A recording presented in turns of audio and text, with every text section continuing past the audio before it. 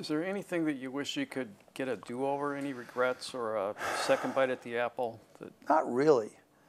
You know, I tell my dad, when I die, I want to come back as me. You know, it's just, because mistakes are just part of the game. You know, I've had money stolen from me. I've had, you know, government agencies come after me. I've had, you know, but I've been honest and above board on everything, and I've worked my ass off, and you know, the people who have supported me have been rewarded, and you know, I've never taken anything from anybody that I didn't, you know, give back on, and you know, I feel good. Again, I'm not far from perfect. I'm sure there's people who have worked for me who would say, he was a lousy boss, but you know, I learned from my mistakes. Do you still hold the world record for the largest e-commerce? I think so. You know, it's funny because I didn't even look at it that way. I just thought it was, you know, practicing what I preached when I bought the Gulfstream online.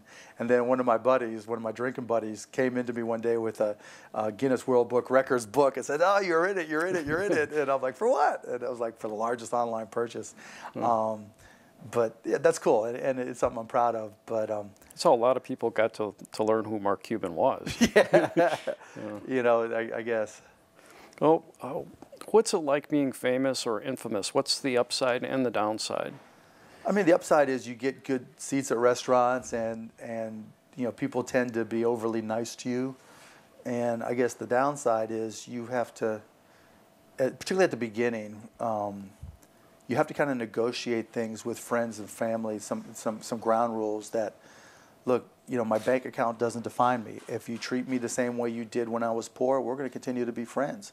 If you look at me as a meal ticket, we're not going to be friends. Our relationship has to be the same. And early on, that was difficult. I remember I had one friend who sent me a letter, didn't call me, sent me a letter asking for $275,000. I haven't seen him since, haven't talked to him since. You know, I have a lot of other friends that ran into rough times, and they never asked me for a nickel, but I was happy to help them, you know, but I volunteered to help. And if at the beginning it was a question of saying, look, just I'm the same, you know, my bank account doesn't define me. The same things I was stupid and goofy and idiotic about, I still am. I'm still a slob, and that's not going to change, you know. I don't want to, you know, I want to relate to my family and my friends the same, and if you can deal with that, great, and if not, you know, you'll just have to get over it.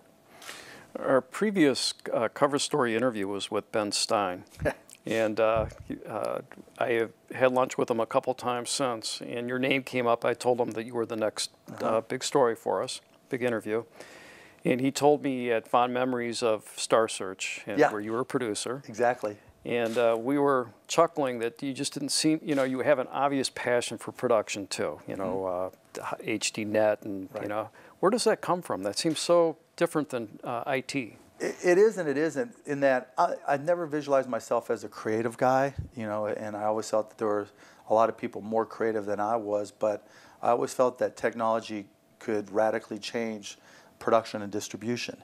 And so my partner, Todd Wagner, actually wanted to do the producing and from the creative side and get involved with creative people. And I was like, okay, well, if you want to handle the creative side, I think we can change the way movies are created and distributed, and television as well. And so that's what got us into HDNet and got us into 2929 and Magnolia Pictures. And you know, we've always looked at problems, you know, or looked at the way things always were done and said, can we do it better? We weren't going to be beholden to the old ways or the way they've always been done, and it's paid off. You know, all those companies are profitable. Yeah, Landmark too. And Landmark as well. Yeah. In what order of importance would you put when you look at technical understanding, instinct, creativity, or believing that you can do something? What is most important? I think the most important is knowing your strengths and weaknesses and knowing what you enjoy doing. You know, if you look at it as a job, you've already lost. It's not going to be your passion, and you're going to count the hours. If you look at it as something you love to do, and then you know what your strengths are, then you can leverage those strengths in your business and in helping others. And once you recognize your weaknesses, then you can work with people that complement you. I mean, every one of my businesses, I've had a partner who's very anal. Martin Woodall, Todd Wagner. I mean, incredibly anal people, perfectionists, because I'm a slob.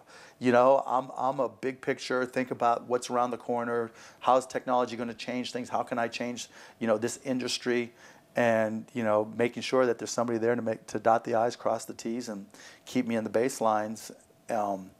And, you know, recognizing my weaknesses is just as important as recognizing my strengths and my core competencies, and you know, having a passion to do them. Well, you do think outside the box, obviously. Your entrepreneurial approach is not status quo.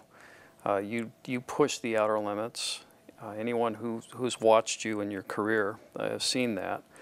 I'm wondering, do you attribute some of your success to that? That you blaze your own trails. Absolutely. You know, it's been kind of weird, even when I look at it, that one of my really strong strengths is being able to see around the corner and see what's next. And you know, it's really just attributable to taking the time to learn the technology and putting myself in the shoes of various businesses and saying, you know, how would I run their businesses differently? Whether it's, you know, in the early 80s, being one of the first systems integrators for local area networks, when people were just saying, you know, do I even need a PC? We were learning how to connect them and learning how to write software for them, and then taking that nationwide and doing it on a bigger scale than most.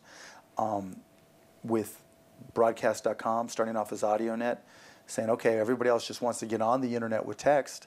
How can we take it to audio and then video, and what can we do differently? And even then, everybody else looked at it as saying, okay, you want to stream radio and television, kind of like YouTube is today. Well, that was a nice proof of concept for us, but where we really made our money was in the value of real-time communications. You know, things that we take for granted now, quarterly earnings conference calls, you know, group meetings that are done online. No one had done those things, and we were like, okay, there's a business value.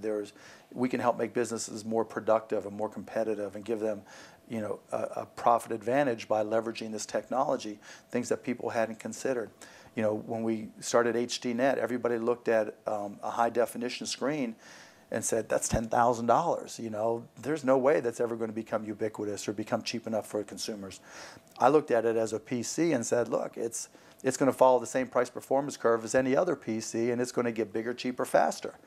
And no one believed me, and lo and behold, it happened even faster than I thought, and that helped us create HDNet. You know, now with Magnolia Pictures, we're distributing movies where we're putting movies on digital VOD on cable and satellite and telco platforms for traditional TVs 3 to 4 weeks before it's in theaters. Yeah, bandwidth's really changed the whole shape of everything. And I think where I've looked at it differently than the rest of the world, even now, is everybody thinks the internet's the solution to everything. And my attitude has always been, if everybody's looking somewhere, that's not the place where the real solutions are. And you know, right now, I think the best bandwidth and the most available bandwidth for content is on digital cable, satellite, and telco platforms. So we're taking our movies and making them available for VOD a month before they're in theaters. And so we don't have to spend the big P&A, the big marketing budgets. The cable and satellite providers do that for us.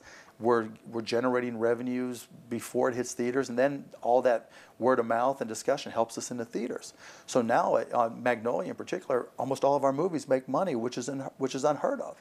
And so, you know, my real strength has been able to say, just if everybody else is looking here, let's look somewhere else, and let's see if we can apply technology to do it a little differently, and look at it a little bit differently and a little bit cynically to change the model, and that's what's worked for me.